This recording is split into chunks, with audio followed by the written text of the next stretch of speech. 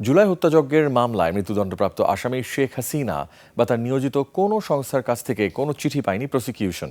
London থেকে law firm দিয়ে চিঠি পাঠানোর বিষয়টি গণমাধ্যমের মাধ্যমে জেনেছেন উল্লেখ করে চিফ প্রসিকিউটর বলেন, এ ধরনের চিঠি আদালত অবমাননাকর। দুপুরে আন্তর্জাতিক অপরাধ ট্রাইব্যুনালে সাংবাদিকদের প্রশ্নের জবাবে এসব কথা বলেন চিফ প্রসিকিউটর। সিরাত আল মুস্তাকিমের report. I am Ox. With only one sentence, that is sentence of death. নিজের বিচারের মান নিয়ে প্রশ্ন তুলে গেল ৩০ মার্চ লন্ডন ভিত্তিক একটি ল ফার্ম দিয়ে ট্রাইব্যুনালে চিঠি পাঠান পলাতক মৃত্যুদণ্ডপ্রাপ্ত শেখ হাসিনা। বুধবার গণমাধ্যমে চিঠির খবর আসার পর বৃহস্পতিবার বিষয়টি নিয়ে কথা বলেন চিফ প্রসিকিউটর আমিনুল ইসলাম।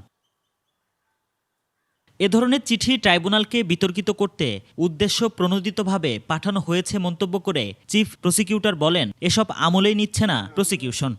আমাদেরকে তো বোধহয় এটা এরকম কিছু লেখে নেই বা আমরা জানি না, এটা আপনাদের মাধ্যমে আমরা জানতে পারছি। এগুলি খুব উদ্দেশ্য প্রণোদিতভাবে এগুলি ট্রাইব্যুনালকে বিতর্কিত বা ট্রাইব্যুনালকে নিয়ে একটা আলোচনার মধ্যে রাখার জন্য তারা হয়তো এরকম করছে। তো আমরা এগুলি খুব আমলে নিচ্ছি না। এটা লন্ডন ভিত্তিক কোনো ফার্ম যদি হয় তাহলে তো এই জাতীয় ল্যাঙ্গুয়েজ তো ইউজ করার কথা না। এটার কোনো ওয়েবসাইটও তো আমরা গিয়ে এটার কোনো অস্তিত্ব খুঁজে পাচ্ছি না। এদিকে চট্টগ্রামে জুলাই গণঅভ্যুত্থানে ওয়াসিম হত্যায় সাবেক তথ্যমন্ত্রী হাসান মাহমুদ সহ ২২ জনের বিরুদ্ধে তদন্ত শেষ হয়েছে। দ্রুতই তা দাখিল করা হবে ট্রাইব্যুনালে।